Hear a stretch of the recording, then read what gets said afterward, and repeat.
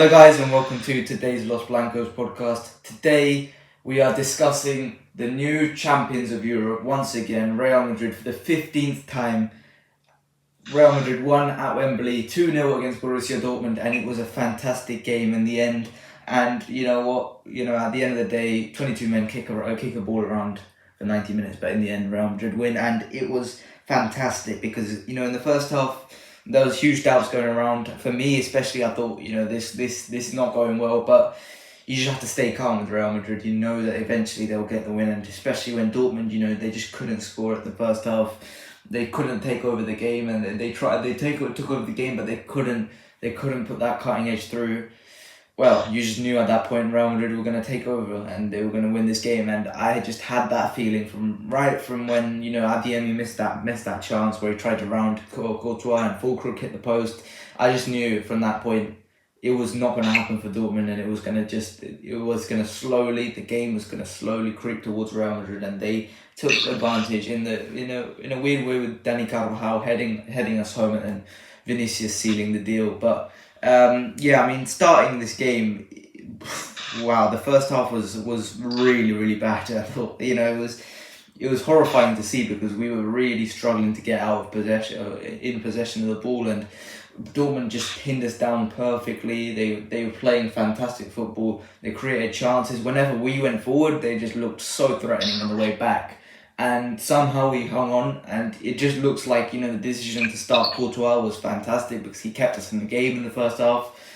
And yeah, it was just a terrific game from Courtois, who played fantastically. Just in goal, who comes back, first Champions League game in a year, and he comes back and does that. So it was just fantastic. What were your thoughts on the first half played by Real Madrid and played by Dortmund?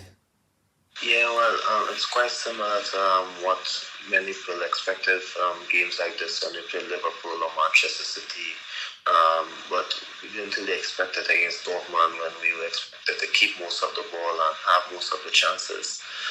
But against Bayern, City, Liverpool, 2 finals ago, they had a lot of chances in the first half.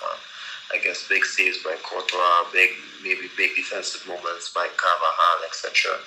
I mean, it's these simple moments that define a game, and I think despite the fact that we could have conceded, I think the fact that we didn't concede it, of course it has a lot to do with luck because they did hit the post early on, but of course it's players making last-ditch efforts. It's just sometimes mentality as well to survive these moments and get going in the second half. It's difficult to explain, but it's something that we have become quite accustomed to. 100%, and we've like I said, like you said, we've grown accustomed to this throughout the years. And on Friday I said that it was going to be a game where Dortmund were counter-attacking.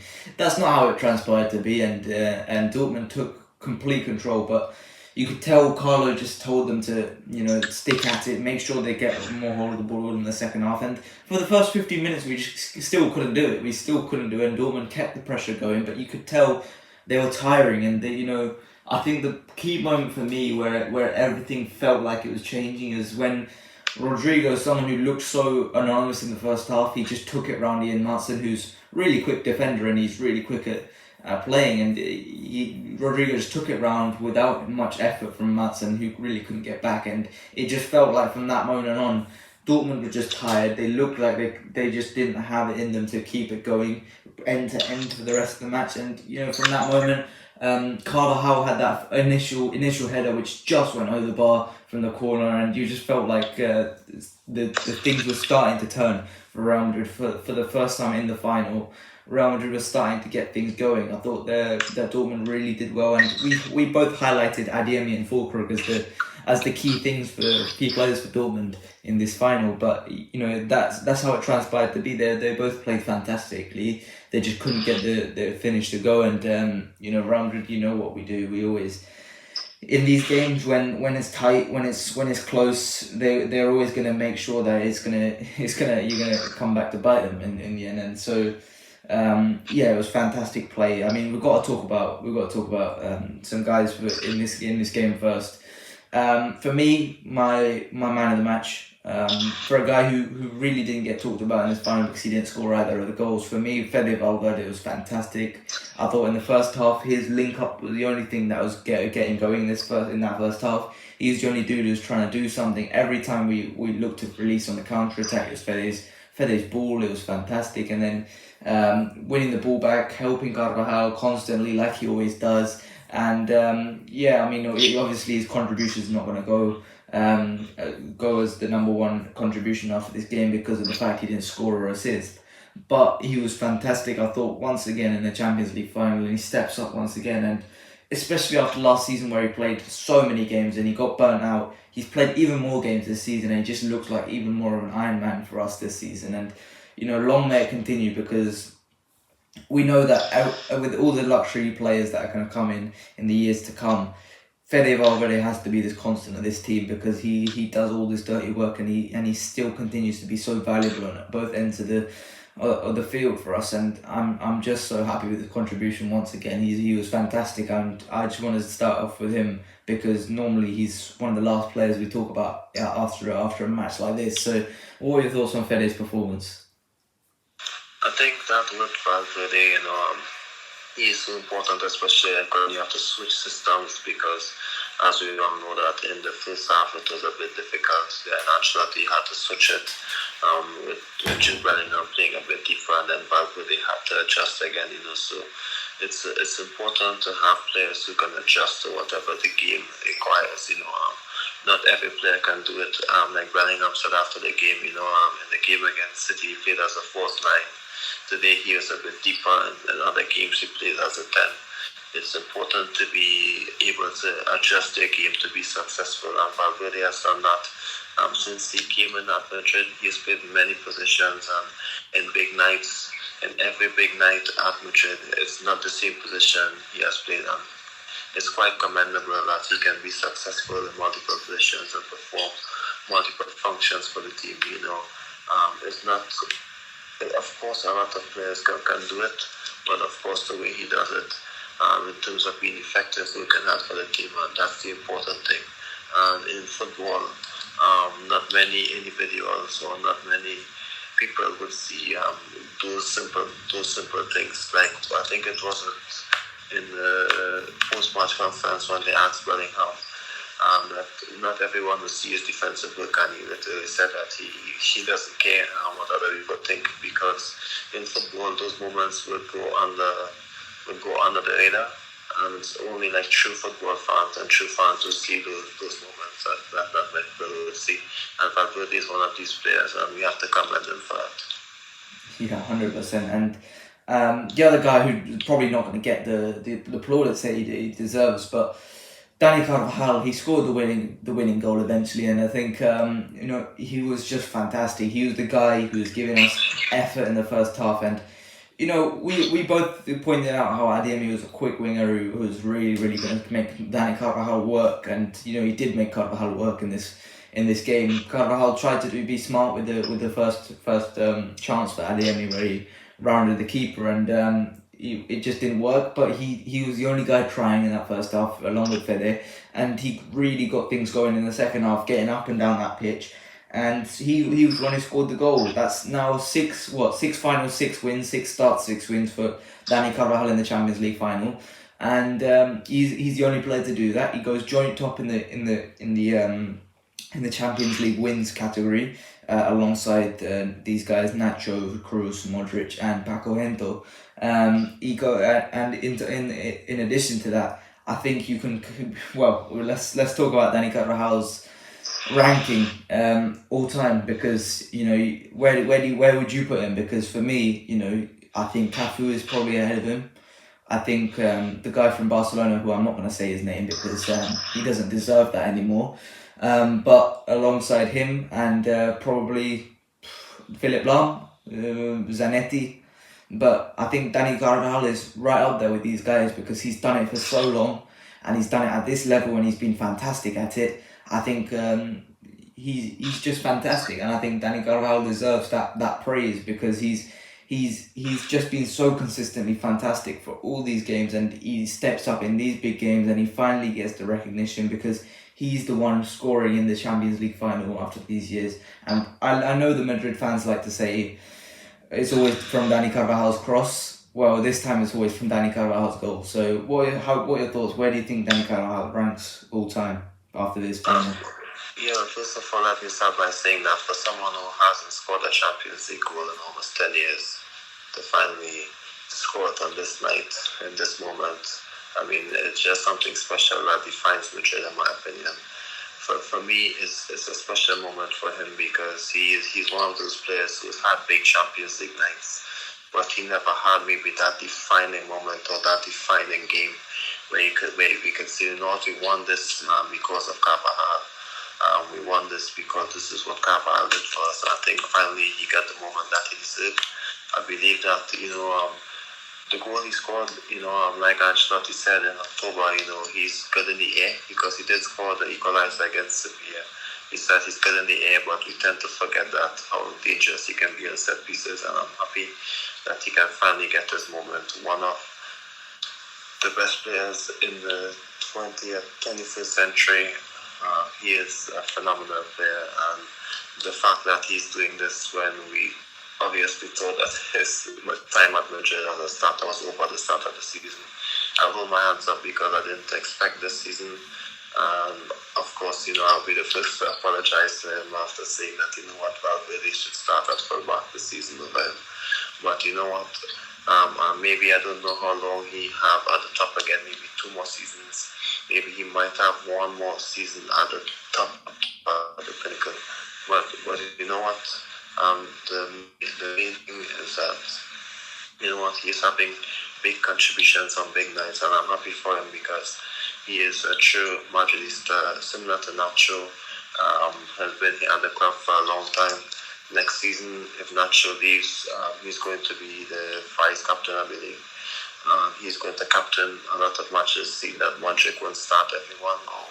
But at the end of the day, this is a big moment for him when he can finally have a game that defines his time at Madrid. And like you said, in terms of comparing him with the best fullbacks, I believe that since 2010, along with, I guess, the guy who we're not going to name has been the best fullback since 2010. And of course, in my opinion, it's difficult for me to name like the top 5 fullback right backs in the 21st century because, of course, I won't really recall or watch a lot of football matches. Maybe in the early times, but of course, along with Taito as well, I think he's definitely the best. And then, of course, Cafu and Zanetti and these guys who have been at the top. Maybe only these guys we can say are better than him in terms of legend status because, of course, that's the names you will hear every time. But, of course, for me, he is the best fullback, on the right side in our history. And in terms of contribution and titles won, maybe the best in football history in terms of a right back. Yeah. Well, after the guy he went to jail, of course. Yeah, I mean, in terms of success, I think he is number 1. I think if Spain won the Euros as someone, there's no doubt about that for me. But like you said, redemption season, to cap it off with this. Wow, I mean that is some comeback season from Dani Carvajal, especially where we both said he was last season. I've already apologised, but I can't say it enough. I'm sorry, Dani Carvajal, for doubting you because it's been a season and a half from him. He's just been fantastic on both ends, and he long may it continue because I think he can do it for 1 more season minimum. Alongside Lucas Vazquez for Real Madrid at right back, but fantastic from him in the final. But the other goal scorer, Vinicius Junior, I think it's time we talk about Vinicius because he comes up big once again in a Champions League final. We already talked about his big game performances, and he's done it once again. He comes up big in a final once again. Maybe I thought Ryerson actually did really, really well against Vinicius. And I think Hummels did really, really well against Vinicius, but it's just one moment that's required for Vinicius to get his goal in the Champions League final. He did scuff the shot a little bit, but who cares? Not me, because Vinicius Junior scores once again in Champions League final, and I think we've got to talk about it because that Ballon d'Or case is looking really, really nice at this moment in time, and I think Copa America will definitely decide things for Vinicius, and the Euros will definitely decide things. But for me, Vinicius looks really, really good for that, and I think at 23 years old, for me, he's the best Champions League. I've already said this already, but for me, he's the best Champions League player right now, and I think for me, he's definitely the best player in the world. I think you can't, other guys, Mbappe, Haaland. These guys didn't step up in the Champions League this year. Vinicius Junior, as much as maybe he's not as good as these guys, I think he's the dude that steps up year after year after year. And 3 years running now it's been that he's played these fantastic games. He's scored, I think, 22, 23 and 23 in these last 3 years. This season he's played almost 20 less games and he scored the same amount of goals and obviously less assists. But 20 less games and almost the same amount of goal contributions. Imagine he'd played the whole season. Imagine that. Next season's going to be a big one for him because I reckon he could definitely get to 50 goals and assists next season if he plays the whole season. And I think, I'm excited to see where the next movement is for Vinny because he's doing all this and yet you still see there's improvements to be made for Vinicius. You still see the fact that he's still missing some chances in every game. And I think that's just so exciting, the fact that he's doing all this, he's being so big for us, he's scoring all these goals and assists, and yet you could see a clear path for him to score even more. And that's so exciting for me. So what are your thoughts on Vinicius Junior? I think, in my opinion, he is a better footballer and he has surpassed Erling Haaland, in my opinion. Maybe not Mbappe yet because Mbappe performed on the big stage in the World Cup and he helped his country to win the World Cup, and of course Mbappe is still a big Champions League player. Maybe not at PSG, but I believe he can still become a better Champions League player. But in terms of in big matches, he has surpassed Erling Haaland, in my opinion. And I hope that's not something as controversial as many would think, because Vinicius in the Champions League has been the best Champions League player since 2000. I would say 2021.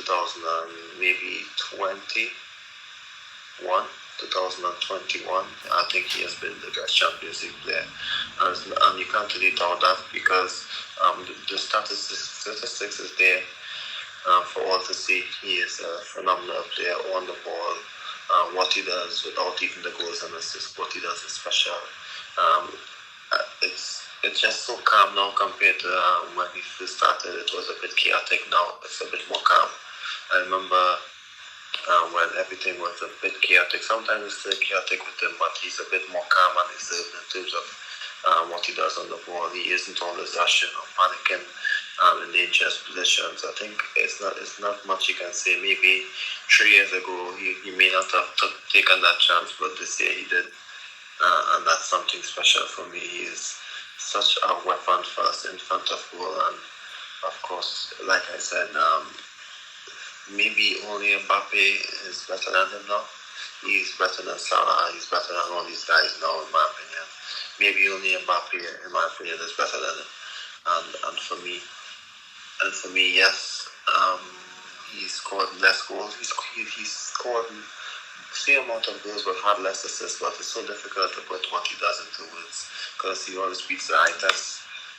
And for me, he's going to continue to be amazing next season. But Mbappe comes on that time. The player who's going to be affected the most might be Rodrigo, most likely. But in terms of being the best, I think it's him, without a doubt. Yeah, I mean, the impact, everything, who would have thought after all those performances we watched of him where he just skied every chance that he got. He put everything that he had wide. Remember the Sevilla game had me on the moon after that game. The one where Modric and Cruz played that fantastic sequence and then Vinicius just puts it wide, and it just that game was it was so hard. It was so hard to take, and that game turned out to be the one that lost us the league title. And after all those games, he's here, and it's just 2 years after he wins us the Champions League, he does it again. Who would have thought? Who would have thought? And I think judging by how he plays, this won't be the last time he scores in the Champions League final, and I think we'll be excited to see that a little bit longer as well. So. I'm so glad for Vinicius Junior, and I'm so happy about it. But let's move on to the next. Quickly, in terms of the Ballon d'Or, I think, of course, he is number one at this time, but of course, you never know what can still happen. Maybe Jude will win his trophy, and of course, Toni Kroos will still have a shot. No, if Messi wins the Copa and still wins this tournament, that would be the biggest. I have no words for that, to be honest. I'm not even going to get into it. I would even go as far as saying that Joselu has a bigger chance of winning the Ballon d'Or than Messi, because Joselu maybe scored just as much goals. I'm not too sure, but maybe. I mean, it looks like Messi's going to win MLS, so. On bigger nights. It looks like Messi's going to win MLS, so all he needs is that Copa America. That's it. Okay. Let's talk about Camavinga, because I thought he was fantastic in this game. Real bright spark throughout this team, and the way he played those vertical passes today. We missed Tchouaméni quite a lot of times this season, but in this game, Camavinga just completely replaced him seamlessly, and I'm just so proud of him, because we've been here for him since day one. Since he joined. And we've been supporters of him, and he just, it felt like all those years ago when he just wasn't getting the game time, and he was linked to that loan move to Arsenal, if you remember, and we just laughed at that because we love him so much. He's a real key part to this team, and you just can't underestimate how big he was in this final. All of his play, all of his he was the one keeping it calm in his midfield, and he was fantastic. So, what are your thoughts on Camavinga in this game? Yeah, something for Tchouaméni, of course, the statistic is that with Tchouaméni starting, we haven't lost a game, but to be fair, we have only lost 2 games this season, and one of them was an extra time. So with Camavinga, I think he offers us a bit more than Tchouaméni in terms of that we can adjust it a bit. We can play Camavinga high up the pitch if it isn't working, and maybe drop Toni Kroos deeper. I think we can be a bit more flexible with him. That doesn't mean that with Toni Kroos starting, with Tchouaméni starting, Tchouaméni is defective, but I think we can be a better team, and the ceiling can be higher with Camavinga, because Tchouaméni isn't like all-out defensive machine like how Casemiro was. So it's not like he has to be stationed there. So of course, with the defenders, our defensive midfielder with this team, we have to be a bit more dynamic. I think Camavinga gives us that in abundance compared to what Tchouaméni does. I'm not saying that Tchouaméni isn't important, but I believe that in terms of changing the game or having a bigger impact on the game is, of course, Camavinga. I think that's why, of course, sometimes Tchouaméni can be a starter, because Tchouaméni can come on and preserve a lead. I don't think he can come on and change a game, in my opinion, from an attacking point of view. I remember when we played City last year, and of course we had to bring on Tchouaméni at some point in time off the bench, and I was a bit confused by it. Of course, we didn't have that choice, but bringing on Tchouaméni off the bench isn't like the same of bringing someone like Camavinga off the bench, because of what Camavinga can do for you on the ball and how dynamic he is. A lot of players lack that, a lot of young midfielders, and of course he's getting a bit more calm on the ball. Yes, there's still a lot of moving moments, but Camavinga now is of course a better player than he was a couple of years ago, and he just started when there were so many shaky moments on big nights, so many slips, and of course weird tackles that were fouls. Now he is such a calm player, and we can trust him to start on big nights. Yeah, I mean, he still has those inconsistencies in his game, but he's only 21. He's still going to get better, and he shows in these big games that he can step up to the torch and play the starting role and exceed in this starting role. And I think if he can just keep those performances, especially when Toni Kroos is going to be not here next season, I think he can definitely be a star. He can make that left centre midfield his position his own, and and he can definitely try and replace some of the ball playing that Toni Kroos provided to the team. But in terms of Toni Kroos, final game, victory, Champions League trophy. 6 times he had that problem where he couldn't hold up number 6 on his fingers without putting the Champions League on the floor. Yeah, I mean, you couldn't have written it better, right? He wins the Champions League after an assist on top of Carvajal's head, and it just had to be his assist, didn't it? I mean, he had a couple of free kick opportunities where Kugel managed to nick it wide and just save it. But I'm just so happy for Toni Kroos. This is his final game for Real Madrid, and it couldn't have ended any better. I mean, you're going to look back on this game, and we're going to remember this Toni Kroos game as the final one. And good luck to him at the Euros, because that's obviously going to be the final times we watch him as a footballer. But yeah, I mean, I'm so happy for Toni Kroos after this game. Yeah.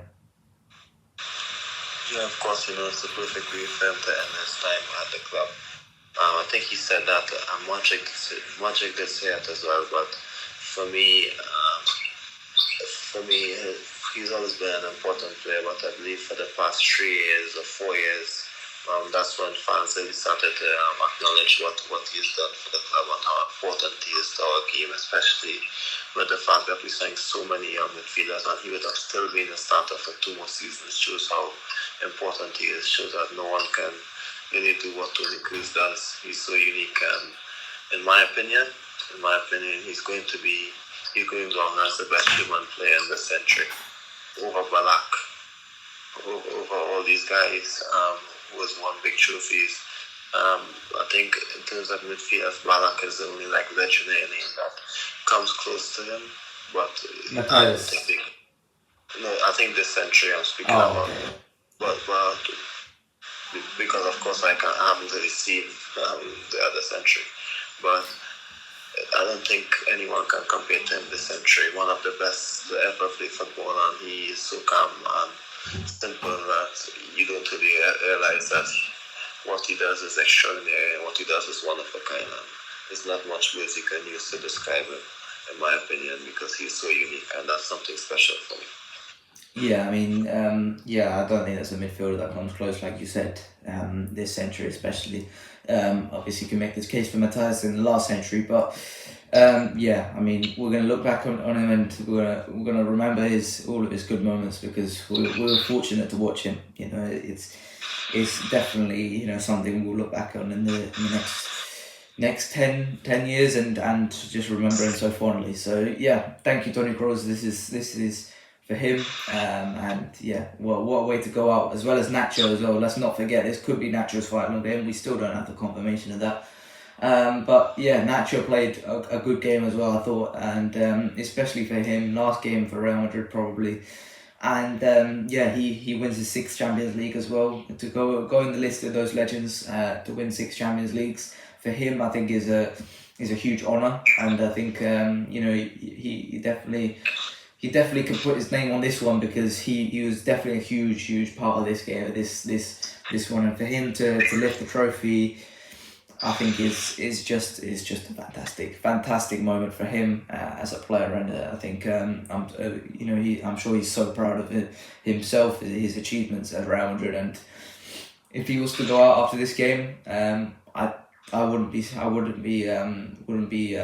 what's the word?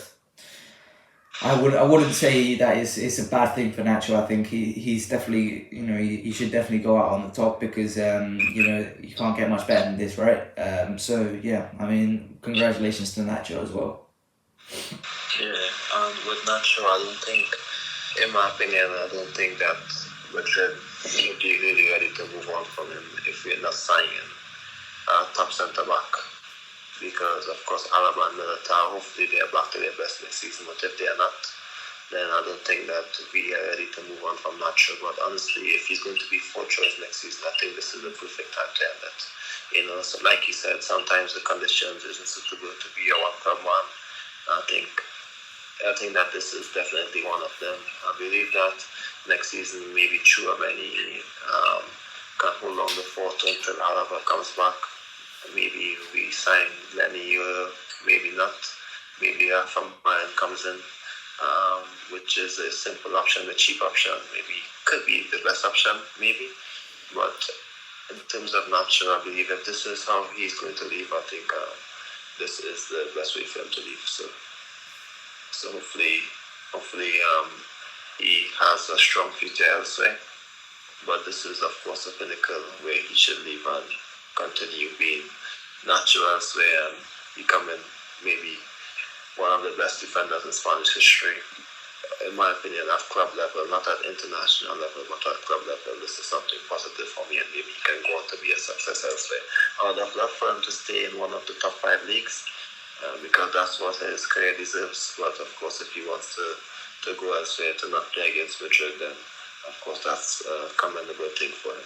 Yeah, I think he should. I think for me, he should probably go make his money in Saudi, because he's probably been one of the most underpaid Real Madrid players in the last however many years. So go to Saudi, make your money, and then retire. I think is probably the best move for him. But I'm not career advisor. I wouldn't know.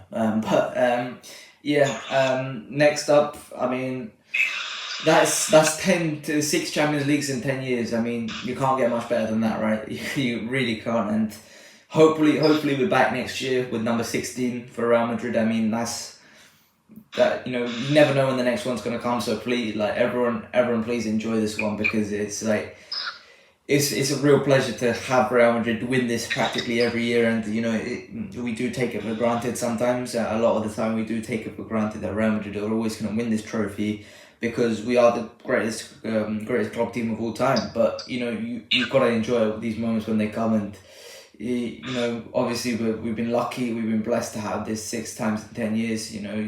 Many clubs don't get the fortune of ever seeing this trophy, and so that's something that we have to take. We can't take for granted.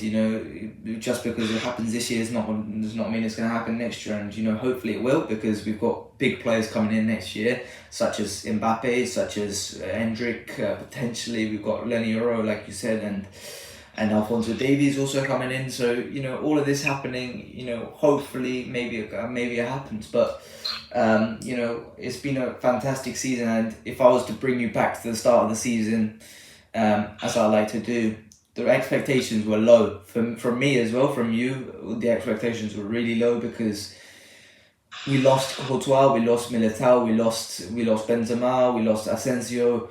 All of this happening in one season. Mbappe was a no-show. No, it wasn't going to happen. We didn't sign a right-back, especially after last season Carvajal performances. We didn't sign a striker other than Joselu.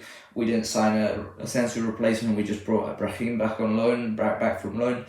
All of this happens in one summer, and you just felt like, everything's caving in on us. Barcelona improved after last season, and you just felt like things were just going to head to a halt once again this season. But credit to Ancelotti, because he's got the best, he's worked the absolute best out of this team.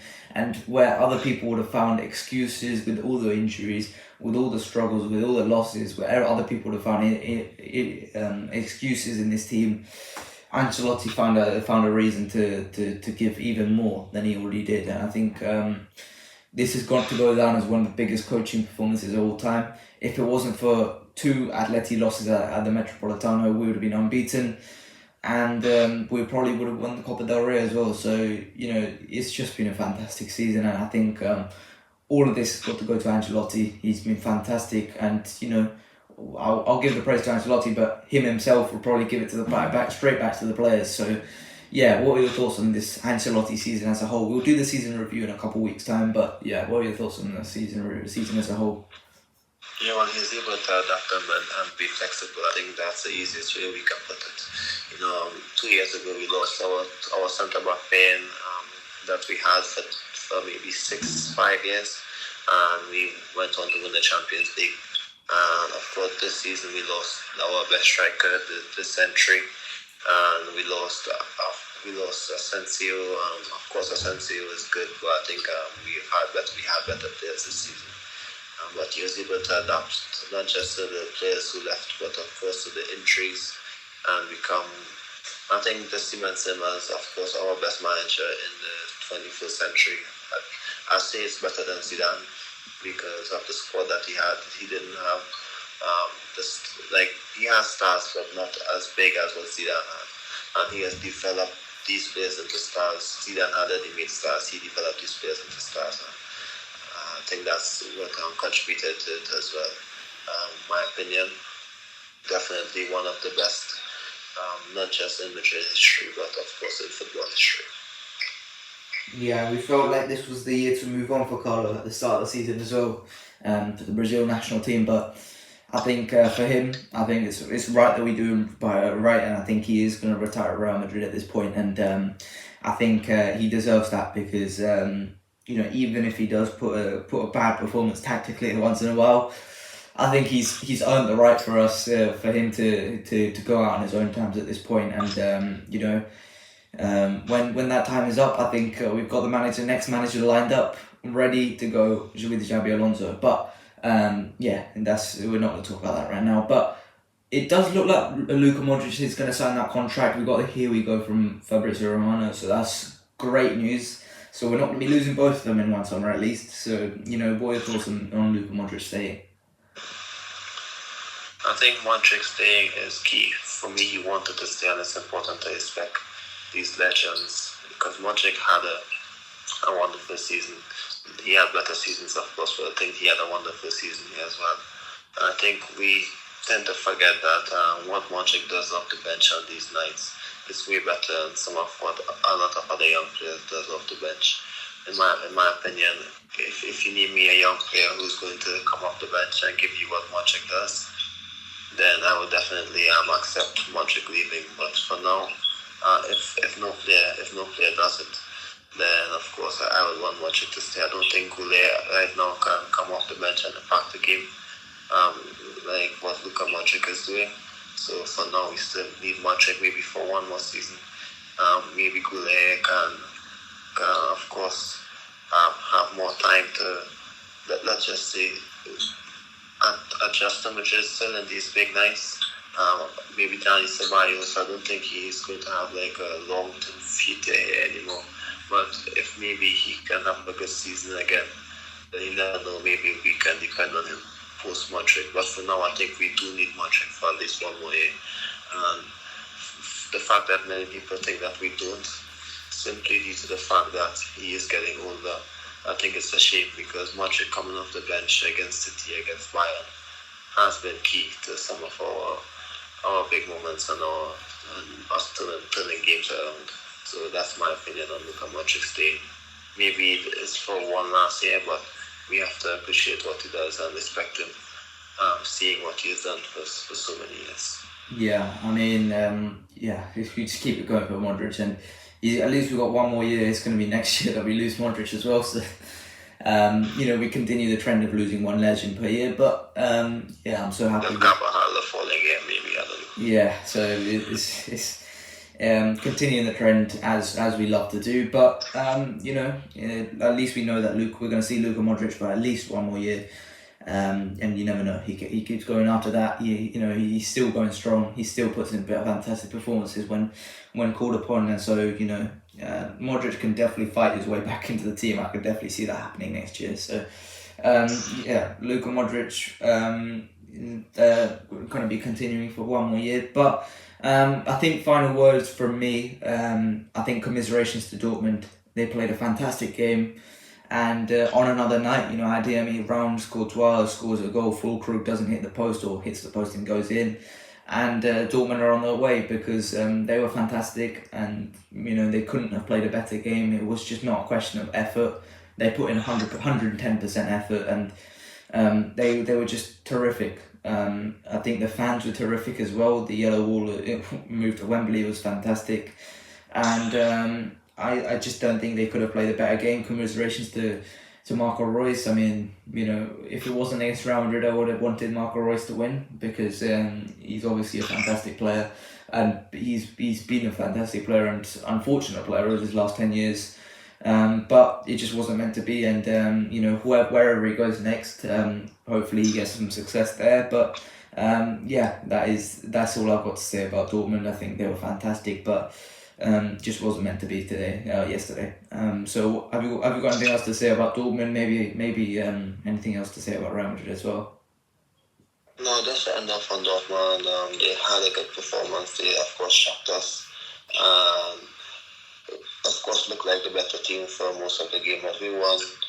It shows that maybe we have maybe the better mentality and, of course, more experience in these big nights with the players that we have. Dortmund is everyone's second best team. They're the team that everyone would want to win if their team isn't playing in the finals. So I think, like you said, any other team, Real Madrid would want Dortmund to win this game, but Madrid was better in terms of being more clinical and showed that experience is an important thing in football. So, and thank God, thankfully, we were able to move forward and win this game compared to many other nights when maybe things could have gone the opposite direction. Yeah, and so that concludes Real Madrid's 23-24 season. It ends with a La Liga, a Champions League, and a Supercopa victory. Toni Kroos and Nacho will be departing after this season. One to retirement, one probably to another club. And so after a fantastic season, Real Madrid conclude, and that is it for today. I hope you guys have enjoyed. Please like and subscribe, and I'll see you guys later. Bye bye.